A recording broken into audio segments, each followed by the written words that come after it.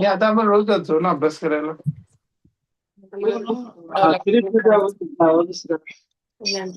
ते घालू का?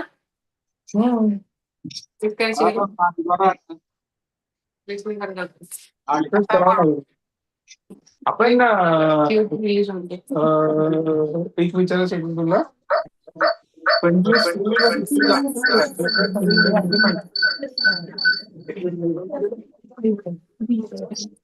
मला कॉन्फिडन्स आहे.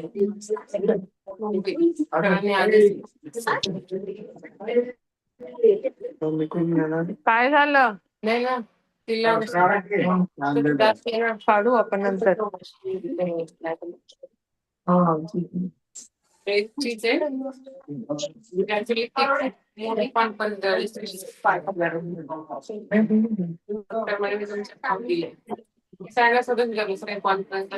घर पे फोन करते हैं मतलब मेरी मॉम को मत बोलो, वो पैनिक हो जाती है. कौन ये लोग मी तुमच्या दिघांचं मतलब अंडर सडेशन नाही हुआ सिस्टर तुम्ही बघताय आत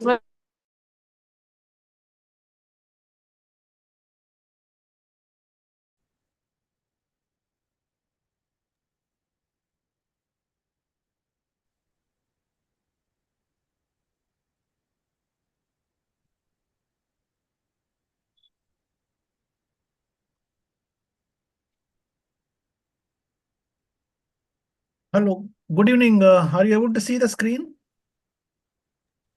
Yes, sir. Okay, good evening. So today we are going to talk about cervical radiculopathy, brachial plexopathy, and there will be some questions which will be very helpful in your Viva OC and also in practicals. So that's how we are going to go ahead in the evening class today. So let's look at the cervical spinal nerves. They all exit the spinal column above the level of their similarly numbered cervical vertebrae. That means C8 exits about T1, and they are composed of, as you know, ventral root motor fibers whose cell body is in the anterior horn of the spinal cord, and the dorsal root whose cell body is outside the spinal cord in the dorsal root ganglion. So each spinal nerve consists of both sensory and motor fibers. The nerve divides into ventral ramus, that is anterior primary ramus, and the dorsal ramus, the posterior primary ramus at the intervertebral foramen. Both rami are considered to be mixed nerves with motor and sensory fibers running with them. And once they leave the posterior rami, go back and supply the paraspinal muscles, the anterior primary rami in cervical and lumbosacral regions join to form the plexus. So dorsal rami innervates the paraspinal muscles and the skin also of the back. The ventral rami continue distally to form plexus. The upper cervical ventral rami, that is C1 to C4, it forms the cervical plexus, which extends to innervate the scalene and the strap neck muscles as well as the skin of the neck. The lower cervical ventral rami, C5 to C8, along with the T1 ventral ramus, form the brachial plexus, which extends to innervate the muscles and skin of the upper limb. So this is in short, you can see the diagram. You can see the C2 spinal root emerging above the C2 vertebral, C3 above, C4 above, C5 above, and C6 will be above the C6 vertebra, like that it will go on. If you look at the transverse section of the body of the vertebral body, you can see the dorsal horn and the ventral horn and the subarachnoid space all around, the epidural space, and this is a lamina of the vertebral body, the spinous process on the posterior aspect. This is a dorsal root ganglion, which is away from the spinal cord, and you have the dorsal ramus and the ventral ramus that's going on, and the spinal nerves. So this is in short the vertebral body and the spinal cord morphology there. So cervical radiculopathy results from a disruption of the nerve roots from the cervical spine. It occurs much less frequently than the lumbar radiculopathy, and the electrodiagnostic studies are a useful supplement to the history and physical examination in the diagnosis. So EDX cannot by its own diagnose, but you have to have clinical background and history. And cervical radiculopathy etiology includes herniated nucleus pulposus, degenerative spondylosis, often with ligament hypertrophy, spondylolisthesis, tumor or mass, and that is including granulomatous tissues, abscesses, cysts, and infection. So these are the important etiological factors of cervical radiculopathy. The clinical symptoms, the classical symptoms are pain and paresthesias along a dermatomal distribution of a specific cervical nerve root. The C nerve root, that's C5, C6, C7, C8, T1. Weakness following the myotomal distribution of a specific cervical nerve root also, that's C nerve root. Abnormal muscle stretch reflexes, the deep tendon jerks if the level of the radiculopathy correlates with a particular myotomal distribution. So the deep tendon jerks are C5 and C6, that is biceps brachioradialis, triceps C7. So, but does not have some C6 and C8 contributions. The main problem with is that there is no reflex to C8. It may have some contribution to C7. The symptom provocation with upper limb neutral tension testing, high sensitivity and low specificity. So you can see by turning the neck and maneuvers that can improve the pain. The one point is due to dermatomal overlap, it is unusual to see a severe sensory disturbance with a cervical monoradiculopathy. Radiculopathy has three features. One is a partial sensory loss, partial weakness, and an absent reflex. So most muscles are innervated by multiple myotomes and nerve roots. So it is uncommon to have absent strength in one muscle following a monoradiculopathy. So 6 cervical discs are there. There is no disc between C1 and C2. There are 7 vertebrae, C1 to C7. There are 8 pairs of spinal nerves. So this is in brief the anatomy. So the presence of pain and paresthesias in a classical dermatomal distribution without electrodiagnostic abnormality is suggestive of nerve irritation without damage and is termed as radiculitis, not radiculopathy. So there is a differentiation. If you are finding symptoms in the dermatomal distribution and you don't find any abnormality in electrodiagnostic studies, then it is radiculitis. So what is the plan of electrodiagnosis in a radiculopathy? The nerve conduction studies in a cervical radiculopathy excludes polyneuropathy or plexopathy. So at least one motor and one sensory nerve conduction study in the involved limb is a must. The motor nerve conduction study is normal if the injury is purely demyelinating, incomplete, or reinnervation has already occurred. If there will be reduced compound muscle action potential amplitude in case of severe disease or axonopathy, the axon involvement. These snaps are normal because in radiculopathy, the lesion is usually proximal to the dorsal root ganglion. So these are the 2 points. Very important for us to remember always. Then you look at the late reflexes, the F waves. There is poor sensitivity and specificity for cervical radiculopathy because F waves test only 1% to 5% of the fibers and can miss abnormal fibers. Muscles have multiple root innervations and F wave latency may reflect only the healthy fibers. So it is poor sensitivity and specificity for cervical radiculopathy, which should not depend. H reflex is not necessary in cervical radiculopathy examination. It is usually for lower limbs. Very rarely done in upper limbs with recording over the flexa carpi radialis muscle and stimulating the median nerve to evaluate for C6, C7 radiculopathy. In this, prolonged latency is most often due to C7 radiculopathy.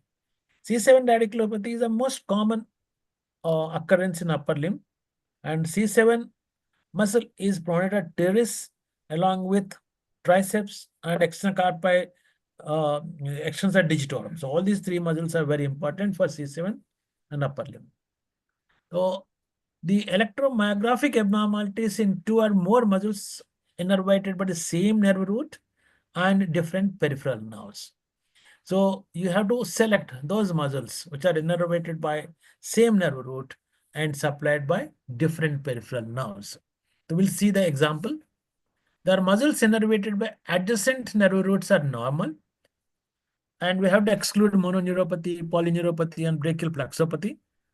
The EMG abnormalities are on the spontaneous occurrence, positive shock waves, fibrillation potentials, complex repetitive discharges, and on CMAP or compound muscle action potential, no, so motor unit action potentials, polyphasic motor action potentials. They are of high amplitude, long duration, and there is reduced recruitment. So these are the EMG findings in radiculopathy. An optimal cervical radiculopathy screen includes 5 upper limb muscles plus the cervical paraspinals. If cervical paraspinal muscles cannot be tested because of some spinal operative procedure and things like that, you have to test 8 upper limb muscles is recommended. So what we test usually is abductor pollicis brevis and first dorsal interosseous, flexor carpi radialis, and we also test biceps, we test triceps, deltoid, and then you go for paraspinals. If a muscle is found to be abnormal, more muscles should be tested based on the site of suspected lesions. You can see deltoid C5, C6 axillary nerve. And same nerve root, you have biceps muscle, which is supplied by musculocutaneous nerve. The pronator teres also and biceps C5, C6, C6, C7 median nerve. Triceps is C7, C8 radial nerve. First dorsal interosseous is CH1 ulnar nerve. And cervical paraspinals, cervical dorsal rami. So these are the root values and the peripheral nerves. Now you have to different. We'll have some questions on this, please remember. Now we'll go to the brachial plexus. Brachial plexopathy is one of the more challenging electrodiagnostic diagnosis. What are the goals for evaluation? Confirm that the patient indeed has a brachial plexopathy. We have to determine which part of the plexus is affected, roots, trunks, divisions, cards, and nerves, and what roots is it, or what trunks, upper, middle, and lower trunk. So determining whether there is axonal involvement and providing information to help determine the need for surgical intervention. So these are the goals. So the plexus, as you all know, arises from 5 spinal nerve roots, C5 to T1, and upper, middle, and lower trunks, 3 anterior and 3 posterior divisions. This is the lateral cord, the posterior cord, and the medial cord. The 5 major terminal nerves are musculocutaneous, median, axillary, radial, and ulnar. So this anatomy you should remember and memorize for interpretation. You can see the nerves that are coming from the roots, dorsal scapular nerve and long thoracic nerve of Bell. And what is the coming nerve? The only nerve comes from is suprascapular nerve from the trunks. All the 3 divisions join to form the posterior cord, and lateral and medial contribute to form the median nerve. C8T1 continues as ulnar. So if you have a C8T1 root problem, you have a problem in the lower medial cord, lower trunk, ulnar. They all look alike. Okay, so these are the peripheral nerves, which you all know very much. The most common presentation is pain. It's a variable symptom, and the painful, if it is, then we have to brachial plexopathy is because of trauma, neoplasm, or brachial neuritis. If brachial plexopathy is painless, there are 3 reasons for it. Post-operative plexopathies, rucksack-associated neuropathies, radiation-induced neuropathies. Nowadays, this is a fashion for everybody to have a rucksack. So we'll have more of these neuropathies. Lower trunk injuries are associated with Horner syndrome. So the main differentiation is painful or painless brachial plexopathy.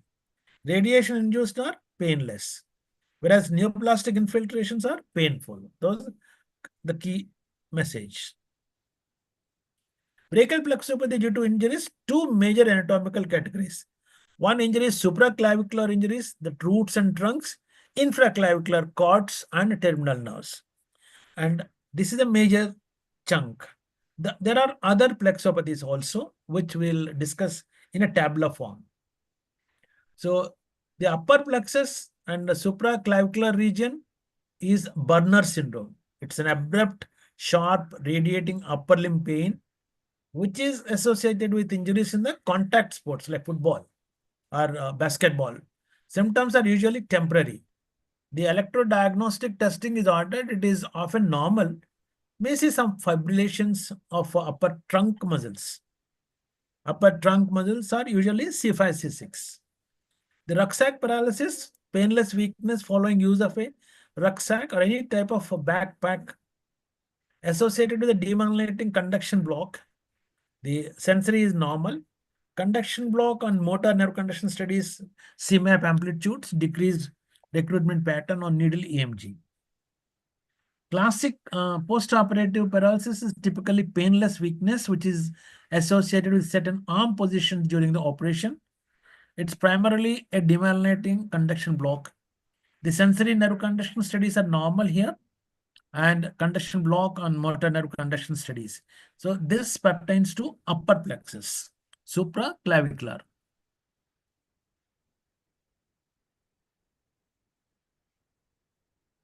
The neurogenic thoracic outlet syndrome associated with a cervical rib or a band presents usually with CAT1 weakness and thinner wasting, as well as paresthesias along the median arm, forearm, and hand. So any sensory loss, if it is happening on the medial aspect of the arm, you have to think of thoracic outlet syndrome. Here, SNAP abnormalities are there in medial antebrachial cutaneous nerve and also ulnar to the fifth abnormal median and ulnar motor chronic axonal loss also have to be ruled out. There may be some abnormalities in median and ulnar motor action potentials. So EMG is very important of CAT1 muscles, and mostly we do adductor pollicis and abductor digiti minimi and flexor pollicis on digiti flexor on the not pollicis, flexor digiti minimi. The post-operative thoracic outlet syndrome, who had surgery for disputed TOS, after surgery developed brachial plexopathy. This is another major chunk, neurogenic TOS, and this is disputed TOS, where a lot of physicians refer for TOS, which is not there, but they get operated. So postmortem sternotomy plexopathy, usually post-coronary artery bypass grafts. It's related to traction of the fracture of the first rib. It primarily affects again CAT1. So EMG is a must in the ulnar distribution. Pancreas tumor, that refers to lung disease, and which we have been studying since our pathology days. Typically a tumor that invades the lower trunk and may be associated with Horner syndrome, and EMG will help. So infraclavicular, you have lateral cord and medial cord. So lateral cord is usually in the radiation to the axillary lymph node following the carcinoma breast treatment. And the terminal nerves of lateral cord that are involved are radial nerve in crutch palsy and medial brachial facial compartment syndrome of median nerve. That means you got anterior interosseous nerve syndrome. And medial cord is a mid-shaft clavicle fracture, a musculocutaneous surgical procedures performed near the coracoid process, and glenohumeral dislocations, proximal glenohumeral fractures, they involve the axillary nerve. So all why we should know all this is we have to do EMG on these muscles. So other brachial plexopathies are neurologic amyotrophy or Parsonage-Turner syndrome or brachial neuritis. And it characteristically starts with severe shoulder pain, which is followed in 7 to 10 days by decreased pain and increased weakness. It tends to affect proximal motor nerves, long thoracic, suprascapular, and axillary. So the winging of scapula test helps you here because long thoracic also is involved in Parsonage-Turner syndrome. Sometimes neoplasms, they typically schwannomas and neurofibromas, They also manifest with painless mass followed by worsening paresthesias. Sensory roots to the upper and middle plexus are involved. And sometimes secondaries also associated with breast and lung cancers. There will be severe shoulder and upper limb pain with weakness and paresthesias. These cancers also get some radiation, but those radiation associated plexopathies are painless. So axillary node involvement typically affects medial cord and its branches. Painless paresthesias followed by weakness is characteristic of radiation induced, most commonly related to breast cancer treatment. Tends to affect the lateral cord. Look for myoclonus needle micromyography. The trauma follows motor vehicle accident, sports or work injuries, and electrodiagnostic results depends on the timing of the tests. So what is the electrodiagnosis of brachial plexopathies? Because most plexopathies are postganglionic processes, that is, they exclude root avulsions, sensory nerve action potentials, amplitude abnormal are very, very helpful in localization. It is crucial to evaluate the snaps in both the affected and non-affected limbs. As it's possible for snap amplitudes to be significantly diminished on the affected side, but still within a normal range. So when do you call it abnormal? The snap amplitude of the affected side is less than 50% of the unaffected side, and it is considered abnormal. Motor nerve conduction studies localize the lesions. Like snaps, the CMAP value should be compared side to side, determine whether significant abnormalities exist. Conduction block can be identified by stimulating at multiple points, including proximal stimulation at the axilla and the EPS point. So usually on brachial plexus, what do you do? In the median nerve, the conventional wrist stimulation, elbow stimulation, below elbow, above elbow, and also axilla and then EPS point. So these are the places where you do the stimulations. The EMG abnormalities following nerve conductions, we have to do EMGs to localize and confirm the lesions and look for evidence of acute and ongoing denervation, which is suggested by fibrillations and shock waves. Chronic denervation, large amplitudes, long duration, polyphasic motor units, and evidence of reduced neurogenic recruitment. Radiculopathy, in contrast to plexopathy, should have preserved snaps, as I said earlier, and should have positive paraspinal muscle abnormalities and limb EMG abnormalities in a myotomal distribution.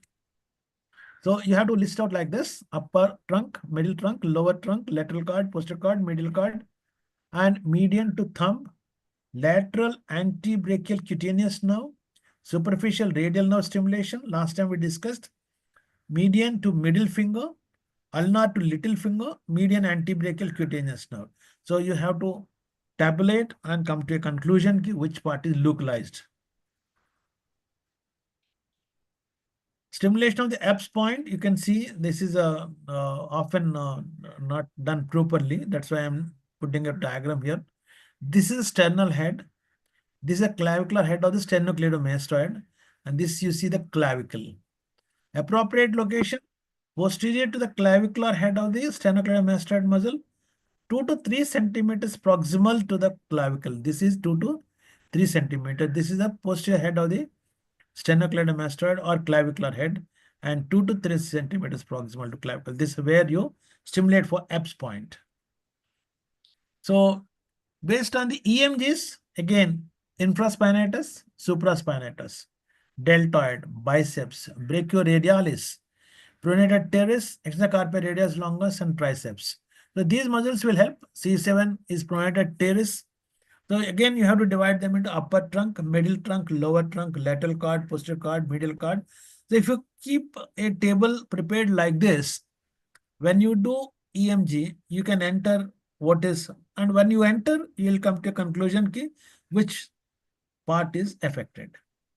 So that finishes. We have dealt with the ulnar nerve, median nerve, radial nerve, and we dealt with cervical radiculopathy and brachial plexopathy. So 5 components we have studied last class and this class. Now we're going to have some questions. So all of you can answer them. You can unmute and answer yourself. But don't make noise. That's the most irritating. Let's look at the ulnar nerve questions. Which of the following are ulnar innervated hand muscles? Adductor pollicis, abductor digiti minimi, opponens digiti minimi, flexor pollicis brevis deep head, on all of the above.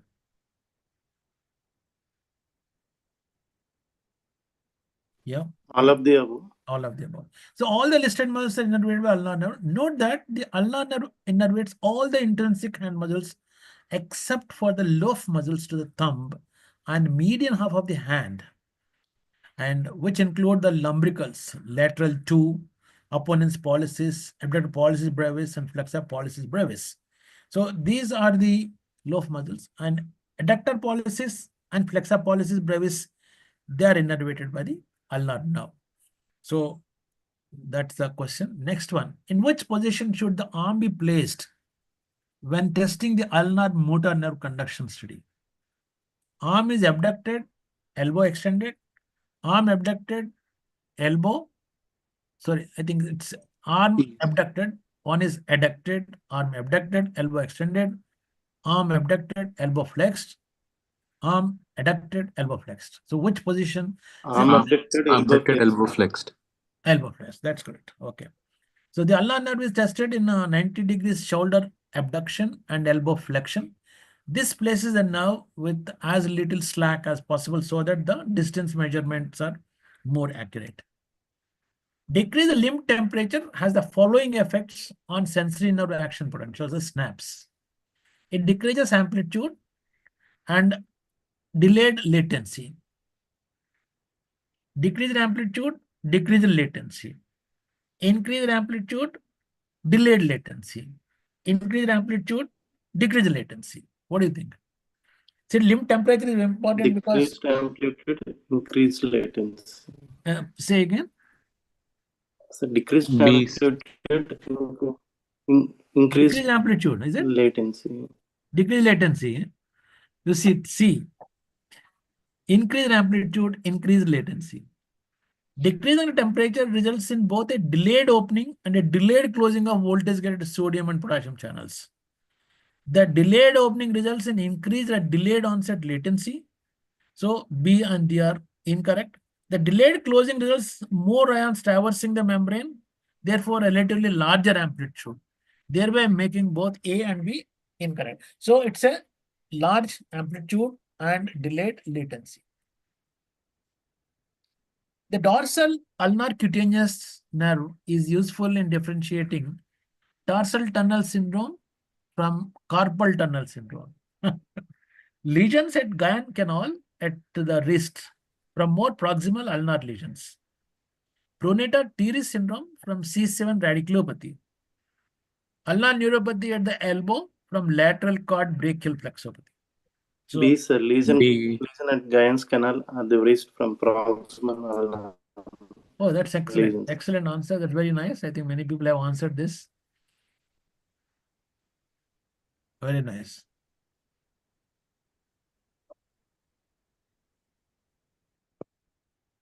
So a 40-year-old, no, did he see the answer for this? No, we didn't see, but others who have. The dorsal ulnar cutaneous nerve is useful in differentiation of Guyot canal. The nerve is a sensory branch that leaves the main trunk on the average of 6 to 8 centimeters proximal to the ulnar styloid and becomes cutaneous as it passes between the flexor carpi ulnaris tendon and the ulna. It is therefore useful in localizing ulnar nerve lesions to the distal forearm or wrist, making the option B correct. Now look at this. A 40-year-old female complains of numbness and tingling in the 4th and 5th digits after taking up competitive cycling several months ago. She denies any sensory complaints and has no weakness. The lesion is most likely located in medial aspect of the arm, distal aspect of the humero-ulnar arcade, medial aspect of the mid forearm, and Guyot canal. No answers now. Numbness and tingling in 4th and 5th digits.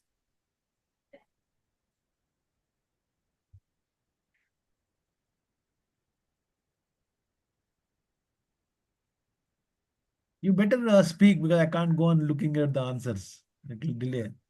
Somebody said D. D is correct. Shruti and Suresh. So Guyans canal is the answer, correct answer, because the sensory nerves are delivered afterwards. Guyans canal is a common area of compression of the ulnar nerve, particularly with cyclists who spend a great deal of time training, handlebar palsy. Ulnar nerve can get compressed in the flexor retinaculum, causing sensory abnormalities such as numbness, tingling, or pain, depending on the location, weakness, or the intrinsic muscles of the hands. The options beyond are in as there are areas are not subject to compression during cycling activities.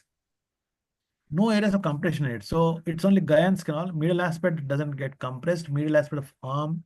So answer is very correct. Next question. 72-year-old male presents with uh, difficulty with buttoning his shirts. That he has difficulty holding a piece of paper between thumb and index finger, and diagnosed recognizing a positive froment sign. This is due to what? Hyperextension of the metacarpophalangeal joints, substitution of the flexor pollicis longus, unopposed action of the radial innervated extensor digitorum communis, weakness of the introtia due to compression of the palmar cutaneous nerve. So this you are observing there is a difficulty in thumb and index finger. Thumb and index finger supplied by what nerve? Median What? nerve. Median part. Which part of the median nerve? Which part of the median nerve? What do you call that? What are the three muscles supplied by anterior interosseous nerve? Flexor pollicis longus, flexors digitorum profundus, and then Pronator quadratus. Pronator quadratus, flexor digitorum profundus. You are correct, but only first and second. Second, first. Not the whole thing. No? The other one is by. So, what do you think the answer is here? Is there anything to do with flexor pollicis longus?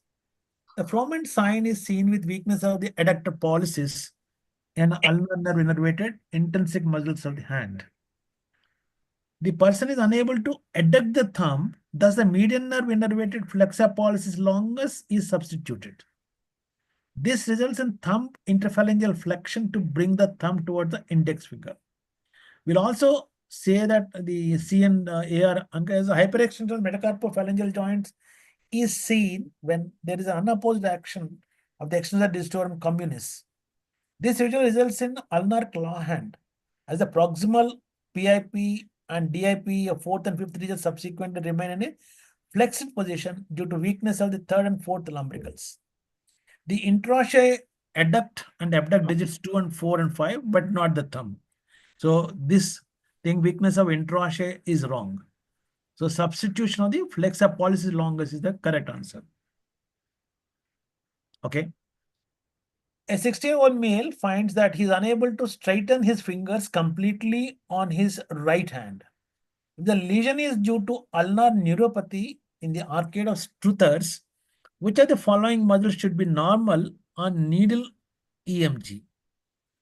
Flexor digitorum profundus, flexor digiti minimi, flexor pollicis longus, first dorsal introtia. Flexor pollicis longus, flexor digitorum profundus, flexor digiti minimi, and flexor first dorsal introtia. His fingers, Flexor right hand, longus. flexor pollicis, Longus. ulnar neuropathy in the arcade, that's correct. Because the other muscles are supplied by ulnar nerve. Flexor pollicis longus is innervated by the anterior interosseous nerve that branches from the median nerve and thus would be normal with an ulnar neuropathy. Profundus contributes to fourth and fifth digits, digiti minimi and FDI. These are all innervated by the ulnar nerve. That's correct. Okay. Which of the following nerve injuries would most likely cause a decreased amplitude and a conduction velocity in the medial antebrachial cutaneous nerve of the forearm? Middle trunk, medial cord of brachial plexus, ulnar neuropathy above the elbow at the arcade of Struthers, ulnar neuropathy below the elbow at the humero ulnar arcade. It's a medial antebrachial cutaneous nerve supply. So where is the location? Medial cord. Cord of brachial plexus. Medial cord of brachial plexus. That's correct answer. So medial antebrachial cutaneous arises directly from the medial cords. Option A is incorrect because the medial trunk of the brachial plexus does not contribute any divisions to the medial cord. Ulnar nerve does not supply the medial antebrachial cutaneous nerves. The option C and D are also incorrect. So you are performing electrodiagnostic testing in a 29-year-old male with the right digit 4 and 5 numbness and weakness. EMG shows 2+ positive shock waves, fibrillation potentials in the first dorsal introitus and abductor digiti minimi. EMG testing of which muscle would be the most helpful in distinguishing a C8 radiculopathy from a ulnar neuron? Is it pronator teres, flexor carpi ulnaris, palmaris brevis, or extensor indicis proprius? Pronator teres is from which root? C7. Flexor carpi ulnaris and palmaris brevis. And extensor indicis proprius is from C8, no? So extensor indicis proprius is innervated by the radial nerve, C7, C8. Testing this muscle would help differentiate C8 radiculopathy.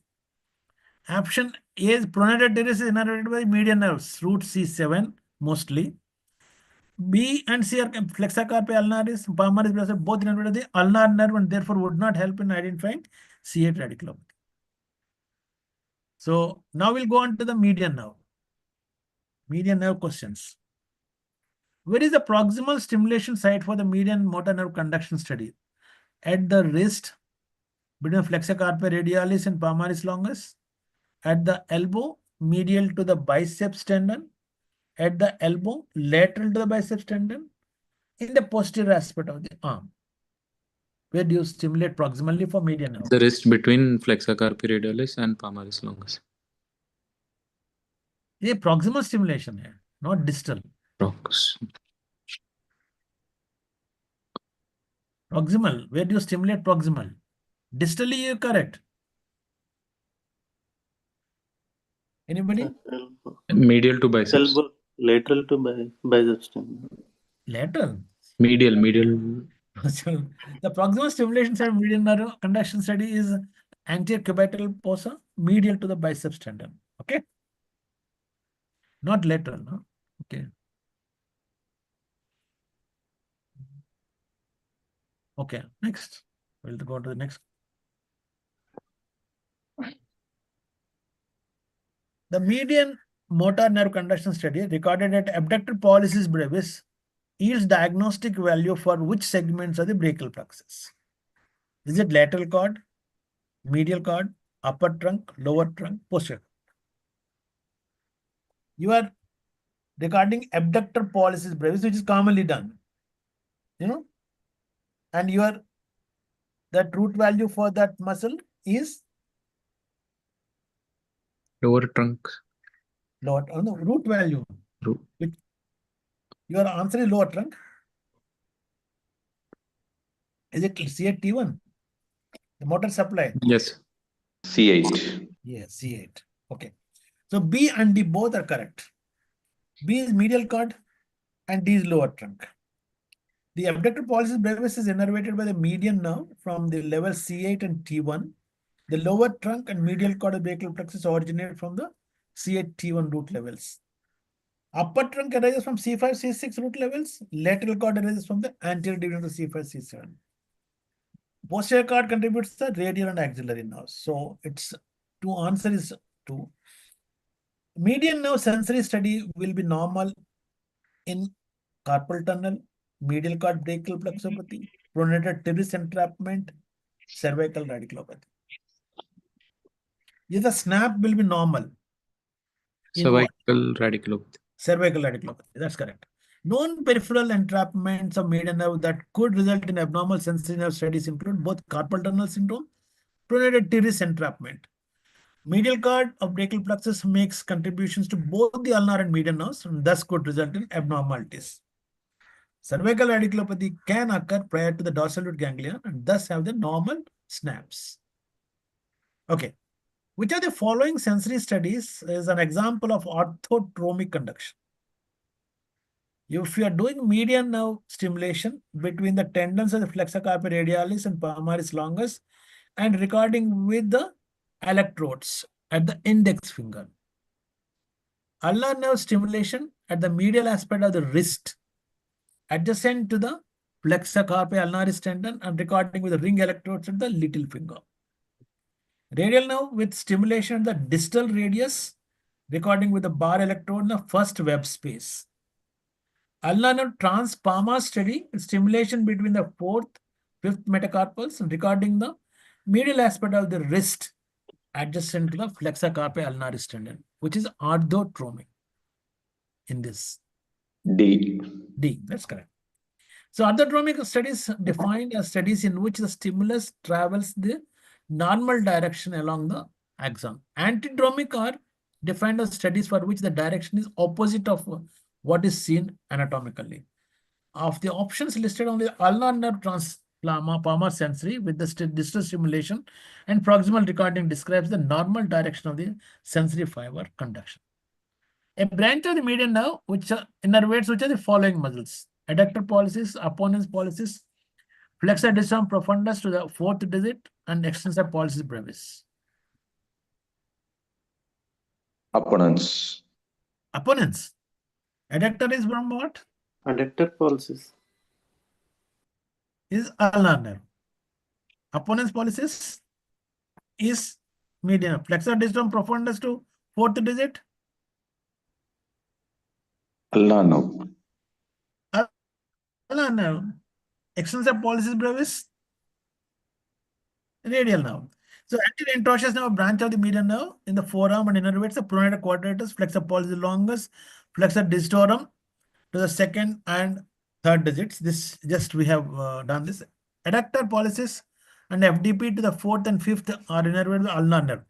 Extensor pollicis brevis is innervated with the radial nerve. Right. So you are performing a nerve conduction studies on a patient with possible carpal tunnel syndrome. You perform the three studies used in the combined sensory index. Last time we studied that. Based on the nerve conduction studies in the table provided, you are able to conclude the following. None of the suggest CTS. All suggest CTS.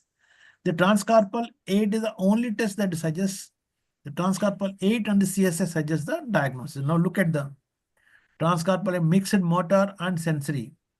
The distance, the peak latency, the amplitude. Median versus ulnar to digit 4 sensory. And you see amplitudes. The factor in median versus radial to digit sensory. So in this median and ulnar comparisons, you are doing 14 centimeters, 8 centimeters, and 10. And the latencies are displayed and amplitudes are displayed. What does it tell? D, sir. Transcarpal 8 and CSI suggest So why? diagnosis. Can you tell? Total is more than 0.9 Oh, And- that okay. and transcarpal is more than 0.3. All right. So D, the table shows the 3 comparison studies used in the CSI. All of these tests are based on the comparison between median sensory nerve action potential, peak latency to either the ulnar or the radial snap peak latencies. The significant values for the transcarpal 8, median versus ulnar to digit 4, median versus radial to digit 1 are more than 0.3 as mentioned, 0.4 and 0.5 milliseconds respectively. In this patient, the difference of the transcarpal 8 is significant, but the median versus ulnar to digit 4, median versus radial to digit 1 are not significant for carpal tunnel syndrome. The summation of the 3 individual studies is 1.1. The value greater than 0.9 milliseconds indicates a diagnosis of CTS. The value of the CSI is that using all the 3 studies in combination is more sensitive than using any one of the studies independently. This last time the CSI we have studied, this is an exam question, so all of you again revise. A 50-year-old woman presents with numbness and tingling in the digits 1 to 3 the thenar atrophy. What do you expect her electrodiagnostic testing to look like? Absent median 4, huh? Prolonged distal latency in the median sensitive action potential with normal median motor action potential latency and normal amplitude. Okay. And why absent median sensitive action potential with prolonged median motor action potential latency with low amplitude? The motor will get affected later. And sensory nerve action potentials are spared. So the median mononeuropathy is severe enough to cause atrophy. The median motor study should be affected abnormal. Therefore, option D is incorrect. I said the motor will get affected later. The nerve injury is severe enough to cause atrophy, then the motor response would reduce the amplitude due to axonal injury. Option B shows slowing in the median motor nerve only without axonal injury. So the point to understand is that sensory symptoms are first and motor later. Any doubt? Okay, we'll go to the next question, and which will be again on median now only. Yeah, straight. Okay. 60-year-old woman presents with numbness and tingling in digits 1 to 3, median hand weakness. Why should you perform EMG in this patient? Rule out radiculopathy to assess for axonal injury in the median innervated muscles, proximal median neuropathy, all of the above. At digits 1 to 3, numbness, you have to do EMG. Why should you do?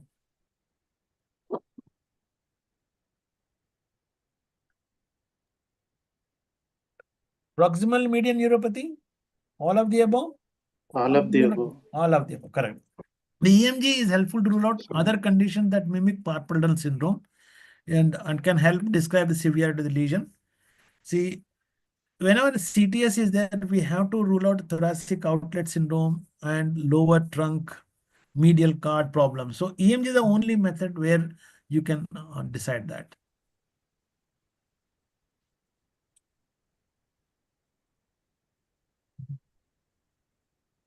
Okay. All right. Peak latency of the median in our study is 4 milliseconds. Potential causes for this include all of the following except limb temperature is too cold, stimulation occurred at 18 centimeters, patient had carpal tunnel syndrome, patient has amyotrophic lateral sclerosis. Sensory nerve study, peak latency, distal latency is 4 milliseconds. And the cause for this prolongation is all of the following except common sense here. Follow. Limb temperature, what will happen to the latency? Prolonged. Stimulation occurred 18 centimeters is D. prolonged. D. Amyotrophic lateral sclerosis doesn't affect, no. It is atrophy. There is no sensory abnormality there. Multiple conditions can result in delayed peak latency. Decreased temperature, example. ALS is a motor neuron disease and would have no effect on sensory nerve studies. Delays opening the voltage-gated ion channels that can result in a delayed peak. Peripheral nerve entrapment such as carpal syndrome can also result in delayed peak, or longer distance also result in a delayed peak. So very common sense question. I should have answered this. What sign is used to test for an anterior intraosseous nerve injury? Okay, sign. Okay, sign. Okay, sir. Oh, a lot of response for this. Yes. Patients with anterior intraosseous nerve injuries will not be able to make an OK sign with their thumb and second digit instead of the tips of their fingers touching. The volar surface of fingers will be in contact secondary to the weakness of the flexor pollicis longus and first FDP muscle, the flexor distal profundus muscles. Plummet sign and Wartenberg sign of both characteristics of ulnar nerve injuries. The piano key sign is characteristic of radio-ulnar instability. Choose the best way to examination pronator quadratus strength on physical examination. How do you test for pronator quadratus strength? Pronation when the wrist is flexed. Pronation when the wrist is extended. Pronation when the elbow is flexed. Pronation when the elbow is extended. Last time we Pronation at extended position. Elbow extended. that is D. To isolate pronator quadratus muscle, physical examination, pronation should be tested when the elbow is flexed. So to reduce the pronation from the pronator teres muscle. So there are two pronators, pronator teres and quadratus. You have to flex so that pronator teres action is avoided. Okay. Patients with anti-introsus nerve injury have loss of sensation in what distribution? C7, palmar branch of the median nerve distribution, dorsal cutaneous nerve. dorsal. Which one? There is no loss of D, cutaneous D. There is sensation. no loss. No Motor loss. nerve. No cutaneous. No cutaneous. So that's correct. Although anti-introsus nerve does provide sensory fibers of wrist and introsus membrane, there is no cutaneous innervation. So there should be no numbness. It provides introsus membrane. So Martin Guber anastomosis, who sustained anterior introsus nerve injury, may also demonstrate weakness in which muscle out of these? Adductor pollicis. That's because of transfer Ulnar. Median to ulnar. median to ulnar. The Martin Gruber anastomosis is a median to ulnar crossover fibers. And the fibers commonly are found in the anterior introsus nerve. Abnormalities may also be seen in the ulnar innervated intrinsic muscles of the hand, such as the FDI, adductor pollicis, and adductor digiti minimi, abductor digiti minimi. So here, this adductor is the answer. Okay, right. The radial now questions. Last, we'll have some questions on radial now. 28-year-old man presents to your office with left wrist drop 1 month following a gunshot wound to the upper arm. Abnormal spontaneous activity in which of the following muscles would differentiate posterior cord injury from the isolated radial nerve injury? Is it in flexor carpi ulnaris, cervical paraspinals, latissimus dorsi, or anconeus? Upper arm. A wrist drop has come, gunshot wound in the upper arm, and a spontaneous activity or testing. Flexor carpi ulnaris, the cervical paraspinals, latissimus dorsi, anconeus. Good question. Huh? Anconeus. Anconeus. Anconeus. Motor fibers of posterior cord of brachial plexus travel to the upper subscapular nerve, lower subscapular nerve, axillary nerve, radial nerve, and the thoracodorsal nerve. So abnormal spontaneous activity on the EMG in any of these peripheral nerve distribution should raise a suspicion for a posterior cord lesion. So anconeus would not help to differentiate an isolated radial nerve injury. And B is cervical radiculopathy or another process. And you can go back and see flexor carpi ulnaris, cervical paraspinals, latissimus dorsi, anconeus. So the latissimus dorsi is supplied by thoracodorsal nerve, isn't it? So that has innervation from the posterior cord. 28-year-old man presents to your office with left wrist drop 1 month following a gunshot wound to the upper arm. Abnormal spontaneous activity in which of the following muscles would differentiate posterior cord injury from the, as this thing we have already given this, no? Already done this. So EMG findings are given here. We have done that, but now we are suspected. And where is the problem? The EMG findings are here. Insertional fibrillation, positive shock waves, fasciculations, amplitudes, duration, recruitment. So there's nothing in the deltoid. Triceps, no. Brachioradialis, no. Extensor carpi radialis longus, you are seeing positive shock waves. Extensor indicis proprius, you are seeing the spontaneous activity. Flexor carpi ulnaris, pronator teres, and paraspinals. So when the question comes, the lesion is most likely at the nerve root, the posterior cord, axilla, below the spiral groove, below the lateral epicondyle, in the arcade of Rossi. All these are deltoid, triceps, brachioradialis, extensor carpi. Even these are all muscles of posterior cord. No, most of them deltoid, triceps, axillary nerve is involvement. C5, C6, triceps is involved. C7, brachioradialis, C6, external carpi radius longus again C6, and C5, C6, C7. Flexor carpi ulnar is also part of the lateral cord coming to the median nerve. Pronator is C7, paraspinals. So, where are you seeing the insertional activity, fibrillation potential, positive sharp waves? These are normals. These are normal. NL is normal. You are seeing only in external carpi radius longus, indicis and flexor carpi pronator teres is again normal. Pronator teres is normal. Only 2. So where do you see that?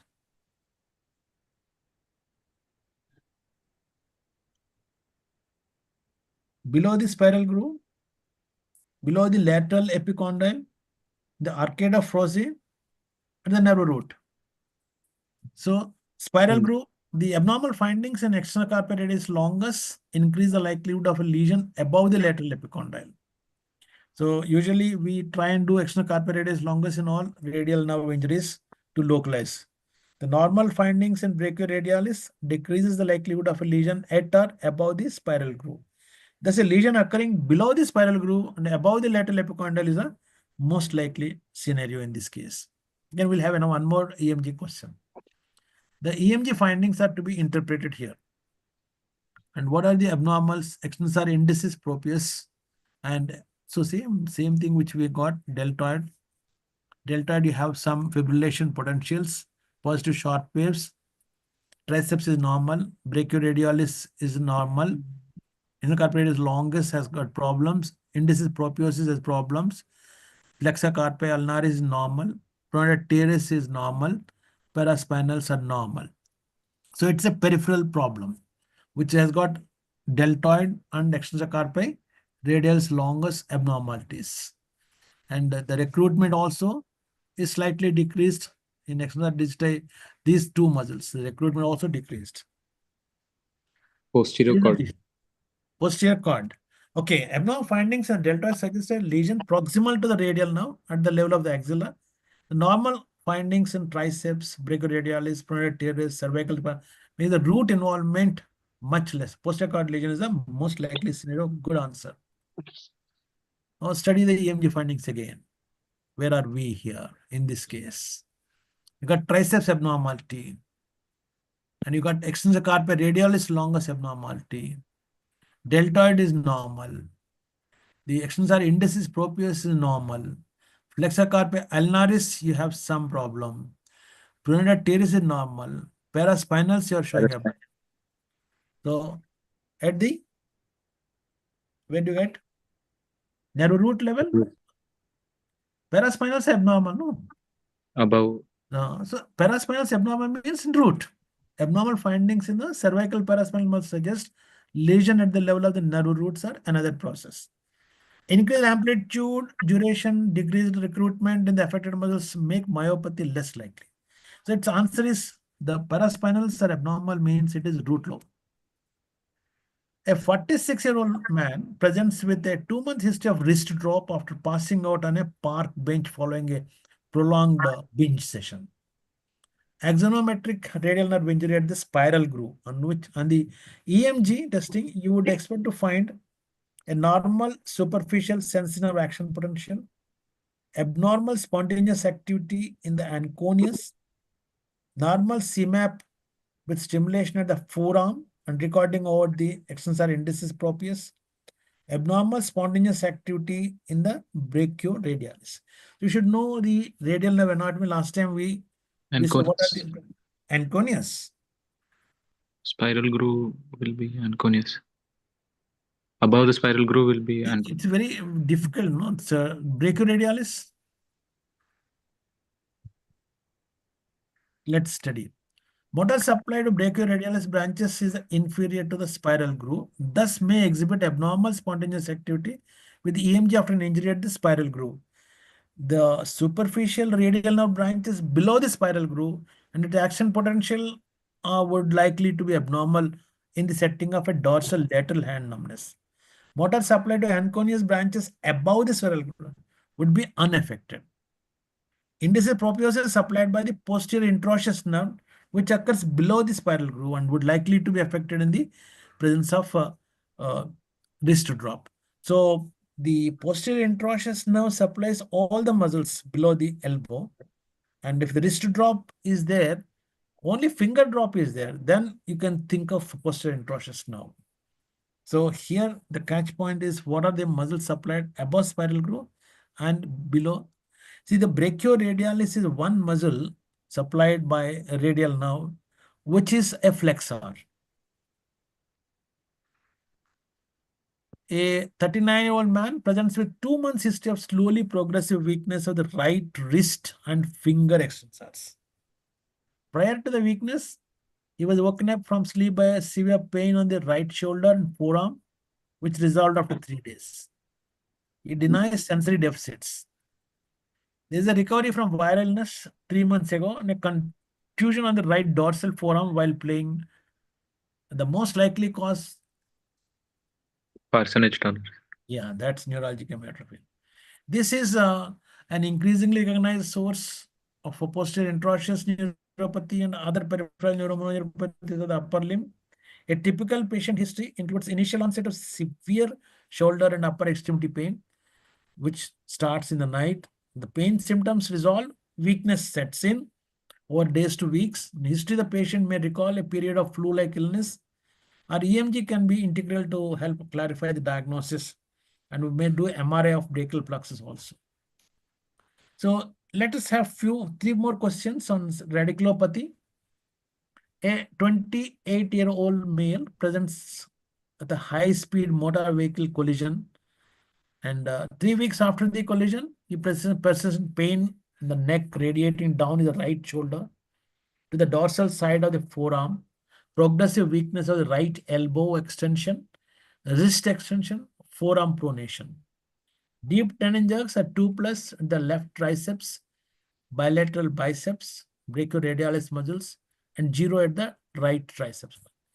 MRI of the cervical spine demonstrated large disc herniation. The best represents the location of the disc herniation. Where do you think the disc herniation is there? Is it at the C6, C7 disc herniation, which impinges on the C7 spinal nerve? Is it C6, C7 impinges on C6 spinal nerve? Is it C7, C8 impinging on the C7? Or is it C7, C8 impinging on C8? I think it's easy. C. That's correct. It's above the C8. Hey, it's not easy. Why it's not C? I thought it is C. Weakness of right elbow extension is primarily from the triceps, which is C6, C7. The weakness of the wrist extension is from the weak extensor carpi radialis, extensor carpi ulnaris. The forearm pronation is controlled by T-wrist, that is C7, or pronator quadratus, that is C7, T1. Loss of triceps muscle stretch reflex on the right also indicates C7 spinal involvement. The cervical spinal nerves exit above the level of the similarly numbered vertebrae, so that C7 spinal nerve exits near, that's why C6, C7 disc. So it above the nerve. No, that's a mistake is that. Option B is incorrect because the symptom do not correlate disruption of C6. C and D are incorrect because there is no such thing as C8 and there are only 7 cervical vertebrae. We made a mistake. Okay. 38-year-old female came for EMG studies of numbness and tingling of the right hand, especially around the first 3 digits of her hand. The motor and sensory nerve conduction studies of the median and radial nerve were normal. EMG demonstrated normal deltoids, biceps, abductor pollicis brevis on the right, and spontaneous activity is seen in the triceps, extensor carpi radialis, extensor carpi ulnaris muscles on the right. So which of the following is the true one? Is it a right C7 radiculopathy? Right radial mononeuropathy? It's inconclusive. There's no further testing that can be completed. And the study is inconclusive and the right pronator triasis should be tested by the EMG. you can see the EMG demonstrated normal deltoids, biceps, abductor pollicis brevis, but spontaneous activity in the triceps, extensor carpi radialis, extensor carpi ulnaris muscles. So, this is a right C7 radiculopathy. 7. But it is inconclusive. No? You didn't do pronator teres. The right pronator teres should be tested. This is not a C7 radiculopathy because the muscles with EMG abnormalities are all in the C7 myotome, but they do not have different peripheral nerve innervation. Triceps, carpi radialis, carpi ulnaris all receive peripheral innervation from the radial nerve. This is not a radial nerve mononeuropathy because nerve conduction studies are normal. Further testing is needed to clearly delineate whether this is a C7 radiculopathy and should start with a C7 muscle with different peripheral nerve innervation. Pronator teres is C7 and supplied by median nerve. So D is the correct answer. Tricky question. 31-year-old male football player presents for electrodiagnostic evaluation of the right neck and shoulder pain of 5 weeks. They have progressed since completion of the game during which he had prolonged time underneath the multiple players in a scrum. He was in a prone position with the neck held in full lateral flexion during this time of impact. The physical examination is normal for shoulder abduction weakness. Notable for the abduction weakness and tightness of the posterior neck muscles bilaterally. Motor, sensory nerves, median, ulnar, radial nerves are all normal. Now the EMG comes into picture. It increases spontaneous activity in the deltoid, biceps, normal activity in the triceps, flexor carpi radialis, first dorsal interosseous. So what further electrodiagnostic testing is most useful in the etiological workup? Where do you want to do? Where is it demonstrating is deltoid and Spinal.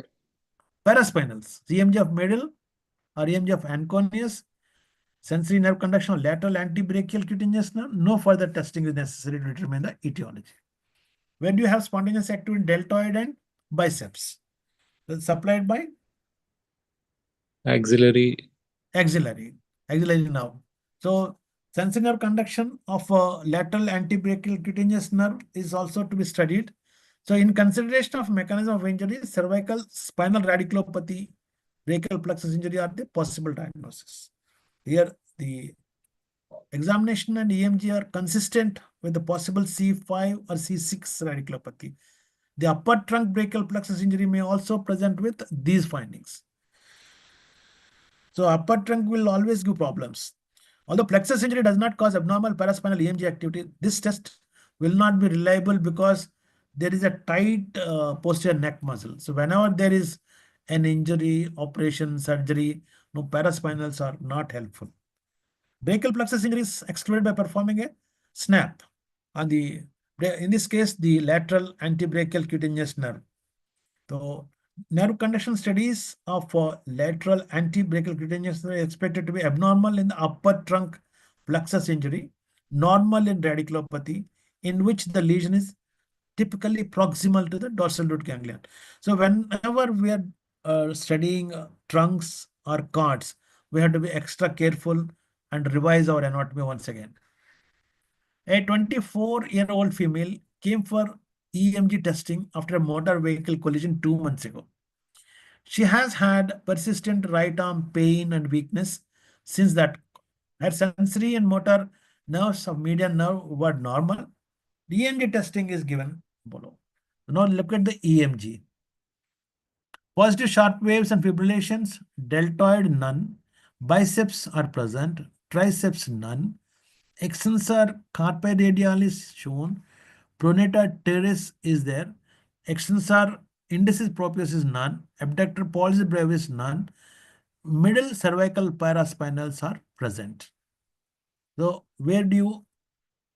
which explains, is it a C6 ventral ramus, C6 ventral root, C6 dorsal ramus, C6 dorsal root?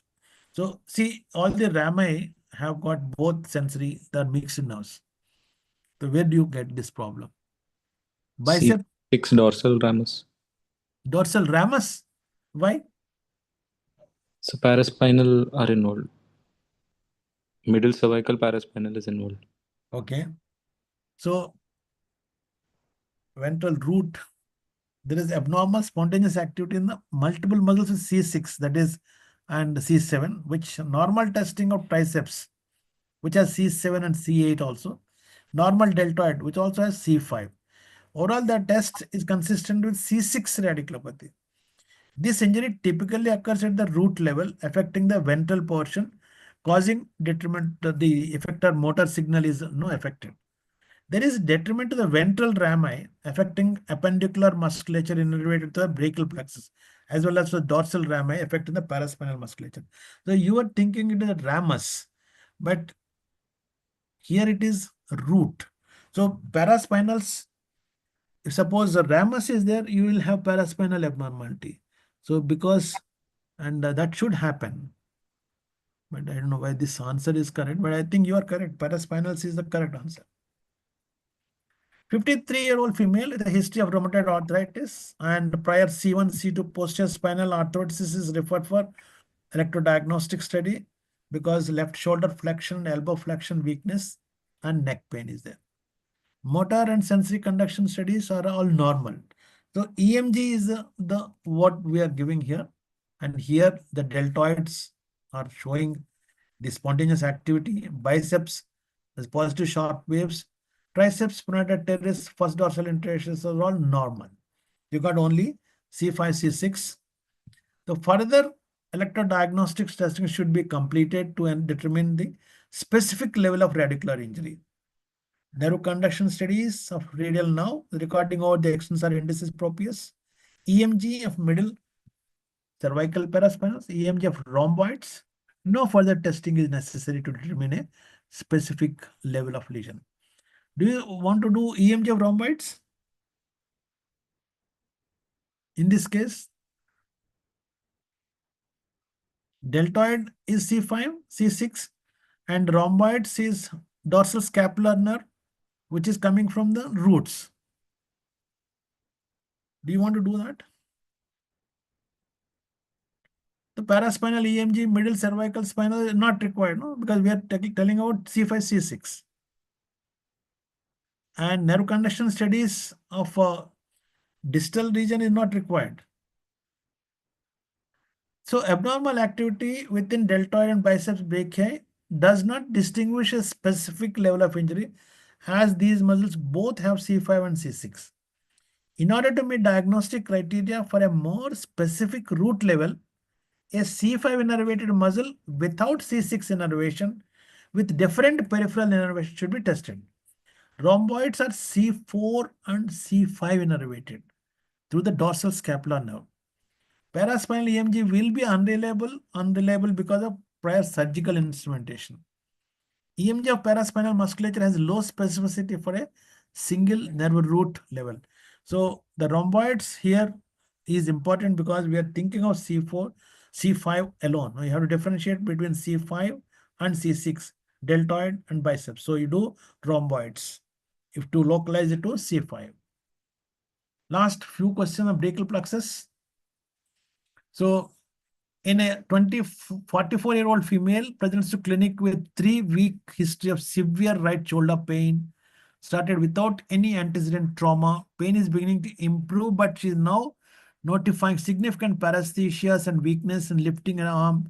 On examination, some wasting is there and weakness of arm abduction, external rotation. EMG revealed fibrillations, positive sharp waves, reduced recruitment in the serratus anterior, supraspinatus, deltoid on the right with normal paraspinal muscles. Axillary compound muscle action potential amplitude is also reduced significantly compared to the unaffected side. Is it radiculopathy based on significant limb muscle needle EMG? Or is it rotator cuff injury with secondary muscle trauma? Or is it Parsonage-Turner syndrome based on the classical history or unable to make any diagnosis? I think it is Parsonage-Turner. Parsonage-Turner. Yeah. The Parsonage-Turner syndrome. The history of physical describe the classical findings of brachial neuritis. The syndrome also shows predilection of a certain proximal nerves And the rotator cuff dysfunction would not show EMG findings which are like this. MRI may be helpful in this case. Two questions. Which are the following statements regarding the true neurogenic thoracic outlet syndrome? It primarily affects upper trunk or lateral cord. Abnormalities may be found in the ulnar sensory nerve action potential to the fifth digit and median and ulnar motor studies. It will be common to find fibrillations and positive sharp waves in the biceps and deltoid. Rarely do physical examination findings correlate with the electrodiagnostic findings. So neurogenic thoracic outlet is CAT1. So abnormalities may be found in the ulnar sensory nerve action potential to the fifth digit, the median ulnar motor studies. Because some of the branches will go to median also. So true neurogenic outlet syndrome patients typically present symptoms of CAT1 and lower trunk distribution. They correlate the abnormalities with ulnar sensory nerve action potentials, which we normally do. Needle EMG should be normal in the first dorsal interosseous and not in the biceps or triceps. So it will be abnormal only in FDI. So actually more and more cases of TOS are suspected than really they are there. That's why that other entity also has come, that is disputed TOS. 65-year-old female with a history of breast cancer with multiple treatments of radiation to her axillary lymph nodes now presents with increasing paresthesias in her right upper limb and weakness of CAT1 and lateral cord distribution without significant pain. EMG findings are consistent with lateral cord involvement with myoclonus seen in the needle EMG. What is the correct statement? Lack of significant pain is more consistent with a secondary neoplastic process. Presence of myokemia and lateral cord involvement is most consistent with the radiation-induced cause.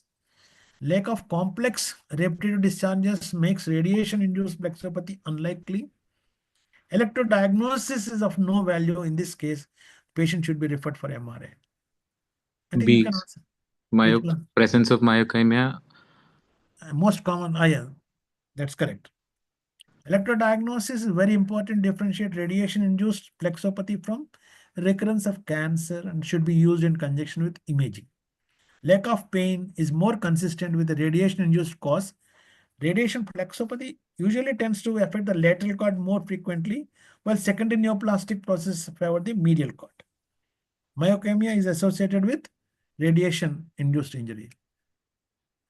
A 20-year-old male soldier presented with weakness of the left upper limb without significant pain shortly after carrying a 80 lb rucksack while deployed overseas. He denies any significant pain in the limb or shoulder.